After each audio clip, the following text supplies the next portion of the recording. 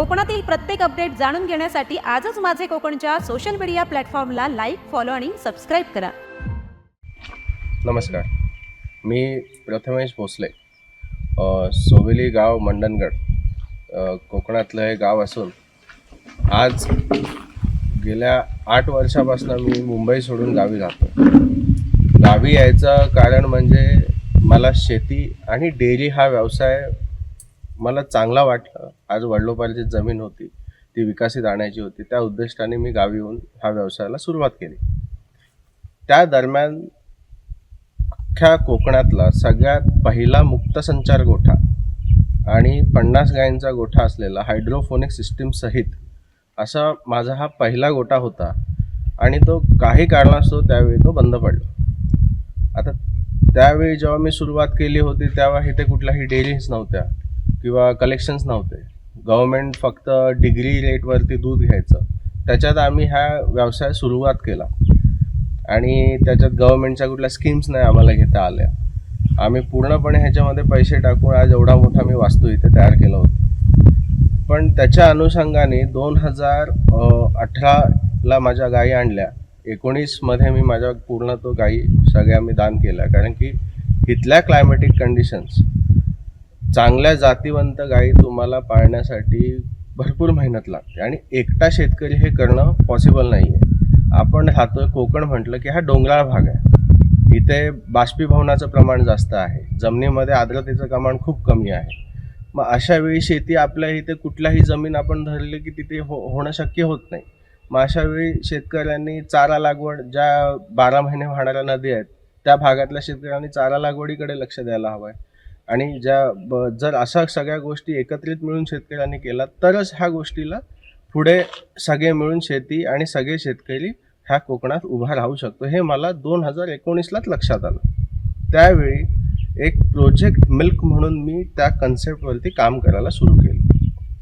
त्या अनुषंगाने मी बरंच त्याच्यावरती स्टडीज करायला लागलो. स्पेशली कलेक्शन आणि फॅक्टरी ट्रेनिंगसाठी संघ, गोकुळ महासंघ, त्याचे त्याच्या आधी तेव्हा आबाजी पाटील ते चेअरमॅन होते, त्यांच्याशी स्पेशली जाऊन भेटलो मी कोल्हापुरात. त्यांना मी हा कन्सेप्ट सांगितला की साहेब, आज आमच्या कोकणामध्ये शेतकऱ्यांची मुलं ही नोकऱ्यांसाठी अक्षरशः मुंबई पुण्याच्या शहरांसाठी असे भटभट भटकतात. तर त्यांना तिथे चांगला रोजगार कसा मी निर्मित करून देऊ शकतोय ह्या डेअरीमार्फत, त्यांना सरकारच्या स्कीम्स कशा आणून देऊ शकतोय, चाराच्या योजना कशा आपण निर्माण करू शकतोय, चारा अजून कशा चांगल्या पद्धतीने आपण नियोजन करू शकतोय. त्यांना तो एवढा कन्सेप्ट आवडला होता. चेअरमॅन साहेबांनी त्यांच्या गोकुळच्या कॉन्फरन्स रूममध्ये मला 2.5 तास बसून जेव्हा गोकुळ सुरुवात कशी झालेली अशी त्यांची ती सीडी मला दाखवली. सीडी पण आहे माझ्याकडे. तर ती सीडी मला अक्षरशः त्यांनी कशी सुरुवात केली, त्या शेतकऱ्यांना कसं त्यांना गायडन्स केलं, सहकारचं महत्त्व कसं पटवून दिलं, आणि आज एवढं मोठं त्यांनी केलं की भारतामध्ये 5 डेअऱ्यांमध्ये ज्या मोठ्या डेअऱ्या आहेत त्याच्यात गोकुळ डेअरी येते. त्याच्यानंतर तिथले जे MD होते धोंडगे साहेब, आता ते रिटायर झाले, त्यांनी मला एक सिम्पली सांगितलं. मी गोकुळची विजिट ही माझी 2021ची झाली होती, पण त्याच्यामध्ये पण मी बरेच प्रयत्न केले. सगळ्यांकडे बोलत होतो की आपला प्रोजेक्ट झालेला आहे, आपण तुम्ही ह्याच्यात लक्ष द्या. पण कुणी त्यावेळी मला मदत केली नाही. त्या अनुषंगाने मी गोकुळकडे गेलो होतो. धोंडगे साहेबांनी मला MD जे होते तेव्हा त्यांनी सांगितलं की तुम्ही सरळ ना कुठल्या आमदाराकडे, खासदाराकडे, मंत्र्याकडे, सरळ जाऊन तुमच्या जिल्हा अधिकाऱ्याला भेटा आणि त्याला हा विषय कळवा. त्यावेळी आपल्या रत्नागिरी ह्या जिल्ह्याचे जे कलेक्टर होते डॉक्टर BN पाटील साहेब, यांनी मला सांगितले की बाबा, तू जर FPO तयार करतोस, मी तुला ती प्रत्येक शेतकऱ्याला 50% सबसिडी मिळून देईन, वरतून जे गरीब शेतकरी आहेत त्यांना गोठेसुद्धा फ्रीमध्ये बांधून दे. आणि त्यावेळी मग मला त्यांचं ते सपोर्ट आणि ह्यांच्यामुळे मी एकूण ह्या मंडणगड तालुक्यामध्ये एकूण 4 दुग्ध सहकार संस्था, एक सोवेली पंचकृषी दुग्ध सहकार संस्था, कुंबळे पंचकृषी दुग्ध सहकार संस्था, अडखळ पंचकृषी दुग्ध सहकार संस्था आणि पन्हाळी पंचकृषी दुग्ध सहकार संस्था, अशा 4 सहकार संस्था कलेक्टर साहेबांच्या आदेशानुसार आणि त्यांच्या देखरेखीखाली पूर्ण जिल्ह्याचे सहकारी अधिकारी किंवा पशु अधिकारी सगळे लक्ष देऊन त्याच्यावरती आम्ही काम करतो.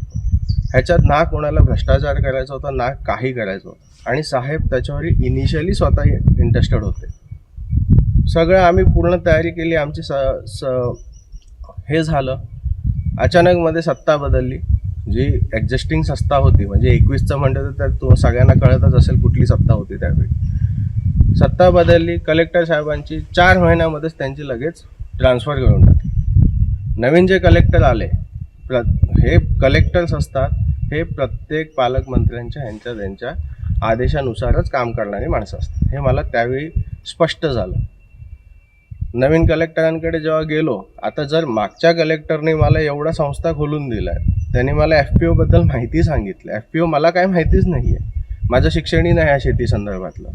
फार्मर प्रोड्युसर ऑर्गनायझेशनबद्दल मला कलेक्टर साहेबांनी सांगितलं तेव्हा मला त्याच्यातलं इंटरेस्ट माहिती पडायला लागलं.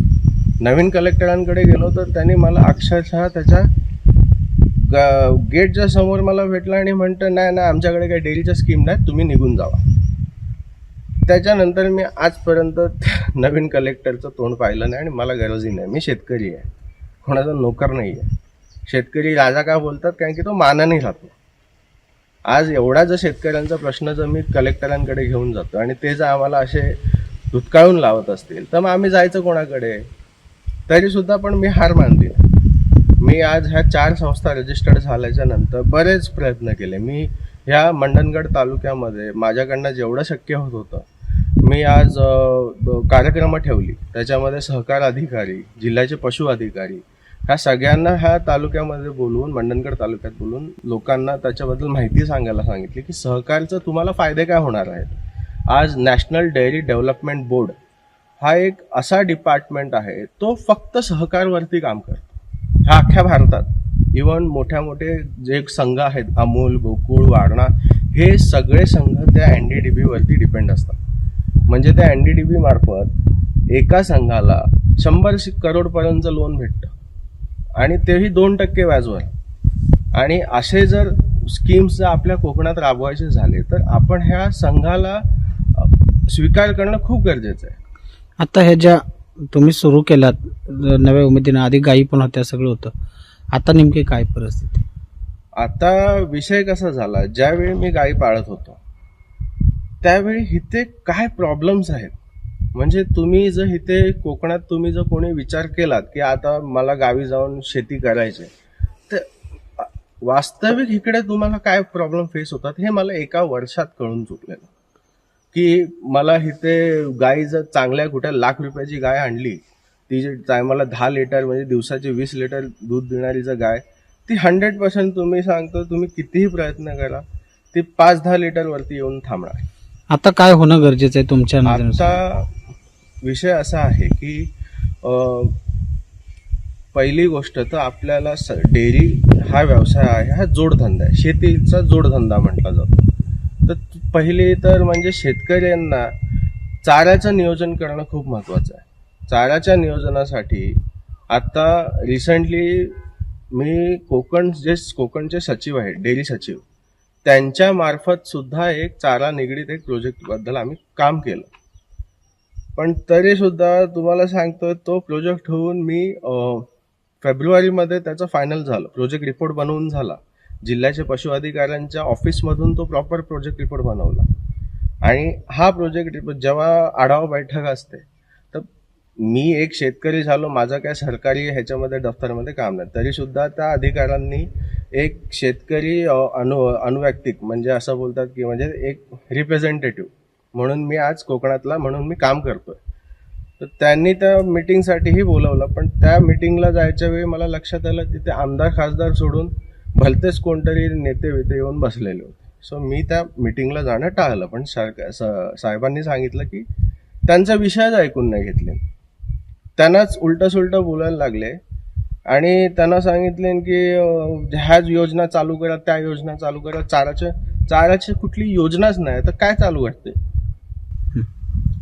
आणि ज्यावेळी माझी डेअरी जेव्हा चालू होती त्यावेळी एकूण 18 गायींची बॅच पहिली होती माझी. आणि त्या बॅचमध्ये जेव्हा मला चाऱ्याचं नियोजन पावसाळा संपल्यावरती जमत नव्हतं, त्यावेळी पण सुद्धा मी सरकारकडे प्रयत्न करतो होतो की चाऱ्यासाठी काही स्कीम्स मला भेटाव्या, पण ते जमत नसल्यामुळे आणि कुणाची मदत न भेटल्या कारणामुळे आणि कुठल्याही गव्हर्नमेंटच्या स्कीम्स न भेटल्याने मला ते थांबवावं लागलं. आणि आज एवढं मोठा जी माझी वास्तू आहे त्या वास्तूत मी अजूनही हिंमत नाही करत आहे की नवीन गाई आणायची, कारण की माझं एवढंच आहे की ज्यावेळी मी इथे पुन्हा गाई आणीन त्यावेळी माझा चाऱ्याचा प्रश्न सुटला पाहिजे. मला शासनाकडनं गाई गुरं घेण्यासाठी मदत पाहिजे हवे, त्याशिवाय म्हटलं मी उभा राहणे इथे शक्य नाही. तरी तुम्हाला मी आज माझा हा जो प्रोजेक्ट मी उभा केला होता, आता हा माझा एकूण 50 गायींचा हा गोठा होता आणि हा 50 गायींच्या गोठ्यामध्ये मुक्त संचार गोठा, त्याच्यात 3,500 स्क्वेअर फूटमध्ये शेड आणि त्याच्या व्यतिरिक्त उर्वरित असा ओपन स्पेस असतो. आणि दुसरी गोष्ट की ज्यांना असं कन्सेप्ट असतं की बाबा आमच्याकडे भरपूर जमीन नाही आहे, तरी आता आपण पाहूया की माझं जे नंदनवन होतं ते कसं माझं ते थांबलंय आणि आता मला एवढी कुतूहल झालं की कसं मी ते आता पुन्हा चालू करतो. तरी थोडक्यात मी आता तुम्हाला सगळं दाखवून घेतो.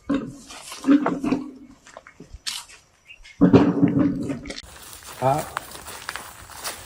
रत्नागिरीमधला सगळ्यात पहिला मुक्त संचार गोठा 50 गायींचा, पूर्ण हा त्यावेळी हा एकच होता. आता बरेचसे फार्म झाले आहेत, पण त्याच्यात बंदिस्त पद्धतीने गाई गुरांची जोपासना केली जाते. पण त्यावेळी आम्ही कोकणात पहिल्यांदा हा चांगला मुक्त संचार गोठ्याचा कन्सेप्ट आम्ही घेऊन आलो होतो. त्यात हा आता इकडे थोडं कन्स्ट्रक्शनचं काम, इकडे आमचं पूर्ण गाई 25 गायीने इकडे बांधून म्हणजे 7,500 स्क्वेअर फूटमध्ये ती तिकडे आमचं कोपऱ्यापासून बघितलं गेलं असता तिकडे जाळीची फेन्सिंग आम्ही बाहेर केलं आणि ह्याच्यात गाईंचं दूध काढून झालं की आम्ही पूर्णपणे मोकळा सोडायचो दिवसभर. परत संध्याकाळी पाजायच्या टायमाला त्याच वेळी आम्ही त्यांना खायला घालायचो. खाण्यासाठी जो नैसर्गिक गवत आहे तो आम्ही पावसाळ्यापर्यंत आम्हाला तो पूरक ठरत होता, पण पावसाळ्यानंतर आम्हाला त्याचे खरे प्रॉब्लेम समोर यायला सुरुवात झाली. आता प्रॉब्लेम म्हणजे चारा. ह्या चारा लागवड करण्यासाठी त्यावेळी मी एकूण 3.5 एकरला, आता समोरचा जो आता हे आमची जुनी खाण आहे, पण त्याच्यात त्या पलीकडे 3.5 एकरमध्ये पूर्णपणे आम्ही चारा लागवड केली होती. त्यात स्प्रिंकलर सिस्टम होतं, प्रत्येक 15 फुटावरती एक स्प्रिंकलर मोठा होता आणि त्यात दिवसाला 50,000 लिटर एवढं पाणी आम्ही सोडायचो. तरीसुद्धा त्यात 90 दिवसानंतर आम्हाला यील्ड आला 10 फूट, कारण की आम्ही वाट बघत होतो की 10 फुटापर्यंत चारा कसा होतो. आणि तो चारा अक्षरशः आम्हाला फक्त 3.5 एकरला 500 किलो एवढाच आम्हाला भेटला. तर त्याच्यानंतर आम्हाला हे लक्षात आलं की ह्याच्यावर अवलंबून राहणं बरोबर नाही. त्यासाठी मग आम्ही हायड्रोफोनिक हा कन्सेप्टला स्वीकार केली. त्यासाठी हा आम्ही तयार केलेला हायड्रोफोनिकचा सेटअप तुम्हाला आता दाखवतो. हायड्रोफोनिकचा सेटअप आहे. ह्यात एकूण तुम्ही 50 गायींचा चारा एका दिवसाला तुम्हाला 50 गायींचा चारा उपलब्ध इथे ह्या सेटअप मार्फत करू शकता येतो. अशा पद्धतीने मी हा त्यावेळी इन्व्हेस्ट केलं होतं. ह्याच्यामध्ये एकूण 6 असे कप्पे आहेत आणि त्यामध्ये एका रॅकवरती एकूण 9 ट्रे राहतात. 9 ट्रेमध्ये तुम्ही 2 किलो मका घालू शकताय, 2 किलो गहू घालू शकताय. आणि ह्याच्यामध्ये जे ट्रे ठेवल्याच्या नंतर आता ह्याच्यात हायड्रोफोनिक काय आहे की तो फक्त पाण्यावर आपण शेती केल्याचा कन्सेप्ट आहे. तुम्ही ते यूट्यूबवरती जरी सर्च केलात हायड्रोफोनिक कसं केलं जातं, त्याच्यात बरेचसे ऑलरेडी व्हिडिओज आहेत. तर त्यावेळी ह्याच्यामध्ये असे आम्ही स्प्रिंकलर्स होते प्रत्येकी. आता हे तुम्हाला असं दिसत जाते, एक इकडे आहे.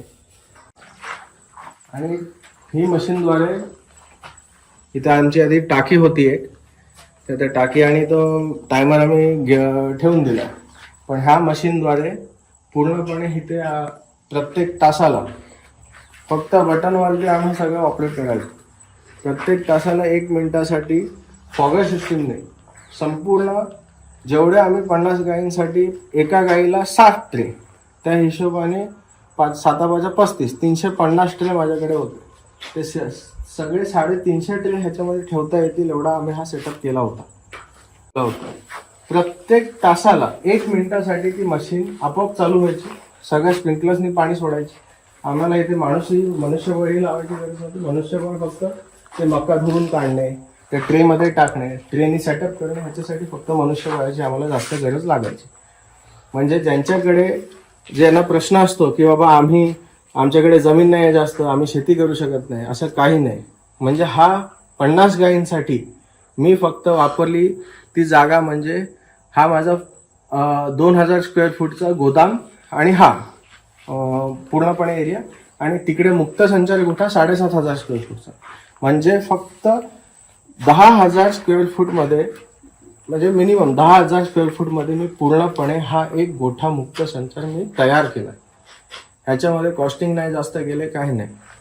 आता त्यावेळी आम्ही हा बंद का केला, तर दुधाला बाजारभाव नाही, परत डॉक्टरांची इथे संख्या कमी आहे, औषधं जरी घ्यायची झाली तरी तुम्हाला तालुका सोडून बाहेर जावं लागतंय, शासनाच्या कुठल्या योजना भेटत नाही आहेत.